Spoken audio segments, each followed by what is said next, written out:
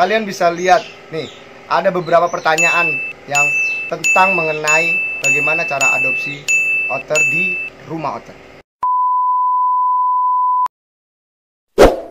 Sebelum menonton channel ini, pastikan subscribe ya guys. Selamat menonton. Selamat datang di channel Rumah Otter. Kali ini gue akan bahas tentang bagaimana cara adopsi otter atau berang-berang di rumah otter. Nah, beberapa kali saya dapat komenan baik dari YouTube ataupun yang WhatsApp pribadi ke saya, bahkan sampai DM ke Instagram di rumah otter. Itu kebanyakan menanyakan tentang bagaimana sih cara adopsi otter kalau di rumah otter gitu. Kalau misalkan di rumah otter itu bisa nggak sih adopsi otter gitu. Nah, kalian bisa lihat nih, ada beberapa pertanyaan yang tentang mengenai bagaimana cara adopsi otter di rumah otter. Tadi udah lihat kan beberapa pertanyaan banyak banget mengenai tentang bagaimana caranya adopsi otter di rumah otter. Salah satunya ini kali ini akan gue jawab perwakilan dari beberapa pertanyaan. Yang gue ambil adalah poin pentingnya. Poin pentingnya adalah bagaimana cara adopsi berang-berang di rumah otter. Nah, perlu diketahui, tentunya kita pasti ada rule. Pastinya, tentunya kalian bisa adopsi berang-berang dari rumah otter. Tetapi untuk saat ini, karena memang harus melalui tahap yang namanya F1, F2, bahkan F3, itu adalah memang udah sesuai prosedur dari Balai Konservasi Daerah. Dan apa sih itu yang namanya F1, F2, dan F3, bahkan F0. Nah, kita akan bahas satu-satu. Jadi gini, F0 adalah kita mempunyai berang-berang, entah ini dari liar ataupun dari hasil adopsi dari hibahan, itu namanya F0. Kita mempunyai satu berang-berang betina dan teman kita mempunyai berang-berang jantan, ya kan? Di sini kita satukan menjadi satu atau kita kawinkan lah bahasanya, ya kan? Dari berang-berang yang liar ini kita kawinkan.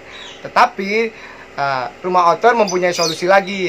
Ketika pada saat penyatuan itu bisa mendata atau mendaftarkan legalitas si berang-berang ini ke Balai Konservasi Daerah dengan cara mendata atas kepemilikan otter untuk si pemiliknya gitu, supaya mendapatkan surat kepemilikan otter. Nah, tapi ini kebanyakan masyarakat yang mengabaikan seperti itu. Entah itu hanya privasi masing-masing ya. Kalau untuk di rumah otter peraturannya atau memang rule-nya itu ketika kita mau mengkawinkan berang-berang yang F0 dari 0, benar-benar dari 0, dari berang-berang A dan berang-berang B, itu kita meliputi untuk pendataan kepemilikan di BKSDA atau Balai Konservasi Daerah. Nah, ini kita sudah bekerja sama juga dengan Balai Konservasi Daerah untuk meninjau lebih lanjut tentang setelah perkawinan si otter yang dari fase 0 ini. Nah, setelah itu mempunyai keturunan dong. Dari F0 ini mempunyai keturunan, itu dinamakan F1, anak dari si indukan yang pertama ini gitu. Nah, itu keluar satu. Sebagai contoh, kita di rumah otter ada otter yang bernama Abel yang beberapa bulan lalu sudah berhasil mempunyai keturunan, dan keturunan itu dinamakan F1. Abel seekor betinanya dan jantannya adalah Boni, yaitu otter Abel seekor betina dan otter Boni seekor jantannya, dia mempunyai keturunan bernama Carlo dan Damon. Nah, di sini itu adalah keturunan pertama dari rumah otter dan itu bisa dikategorikan adalah fase F1. Nah, untuk jenjang berikutnya ini juga sudah mempunyai rule di rumah otter. Mereka mempunyai silsilah keturunan di mana sudah ada sertifikat untuk untuk si otter tersebut, ya kan, untuk anak-anakan si otter tersebut yang kita sering sebut adalah SKL, ya kan, yang lagi rame-rame banyak banget nih di media sosial. SKL apa tuh SKL? SKL adalah surat keterangan lahir.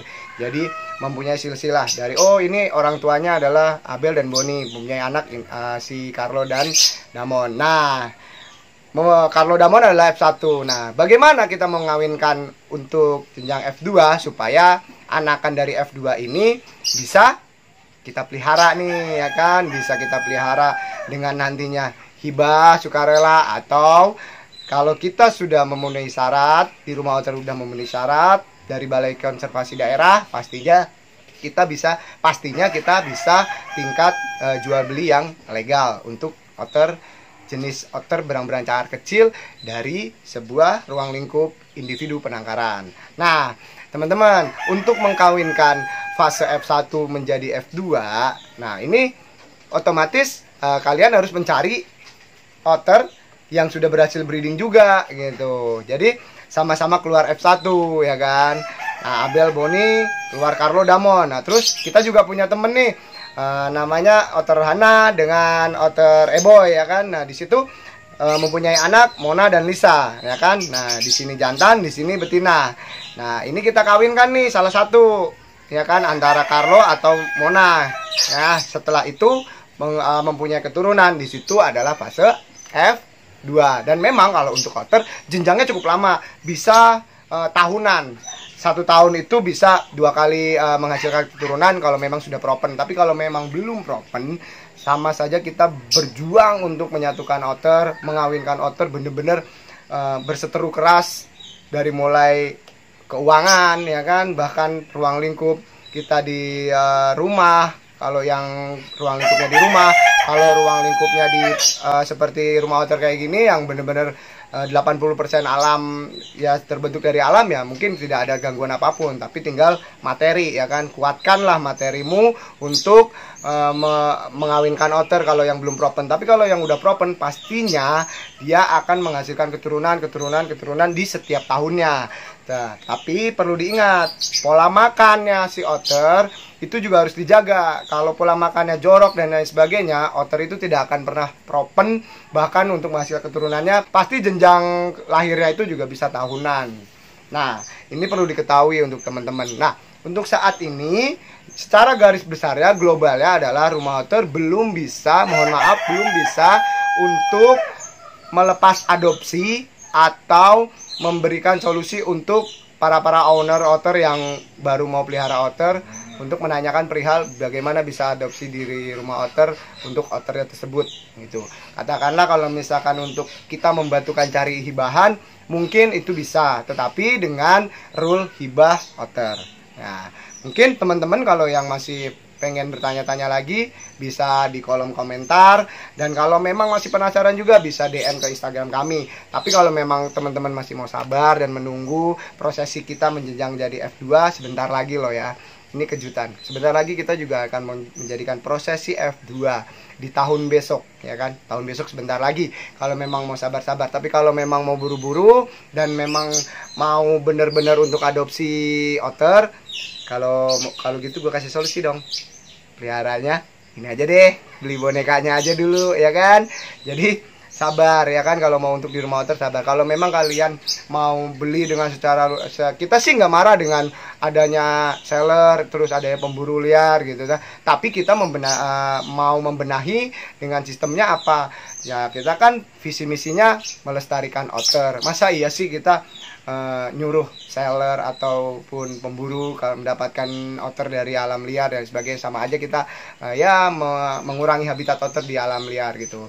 Pada intinya saya juga tidak menyalahkan pemburu otter ataupun seller di mana-mana. Mohon maaf memang jika kata-kata saya ada yang salah, tapi setidaknya saya di rumah otter dan teman-teman di rumah otter ini membuat statement supaya tidak salah persepsi. Karena di rumah otter ini banyak banget pertanyaan bagaimana cara adopsi otter dengan baik dan benar. Terus bagaimana apakah rumah otter bisa diadopsi secara keturunan dari rumah otter sendiri, berang-berang dari rumah otter sendiri. Untuk saat ini, di tahun ini 2020 belum bisa. Mungkin next ke depannya 2021 kalian tunggu, karena otter Abel dan Boni ini sudah melahirkan keturunan F1 dan sekarang juga lagi prosesinya pendekatan untuk menjelang dari F2 di tahun 2021. Pasti banyak akan kejutan-kejutan, semoga terrealisasi dan mohon doanya supaya kalian bisa adopsi berang-berang atau otter di rumah otter. Dan tentunya kalian pasti akan mendapatkan hasilkan yang bagus karena semua kita susun dengan strategi yang bagus, ya kan? Mulai dari legalitas outernya, mulai dari susunan silsilahnya, sampai bahkan kita juga melegalkan semuanya untuk outer berang-berang outer jenis sangat kecil. Walaupun beredar berita di sana dilindungi appendix dan lain sebagainya, kita tidak mau ambil pusing. Di sini kita mencari solusi sesama owner outer di Indonesia, di seluruh Indonesia. Oke? Kalau mau komen. Kalau yang mau bertanya lagi bisa ke DM atau Instagram, atau ada tertera nomor WA, WhatsApp di deskripsi. Oke? Cukup sampai di sini ya. Jadikan channel ini untuk sharing outer berang-berang jenis cakar kecil yang bermanfaat. Rumah Outer bersama kita. Jadikan channel ini channel sharing outer dan berang-berang jenis kaca. Jadikan channel ini untuk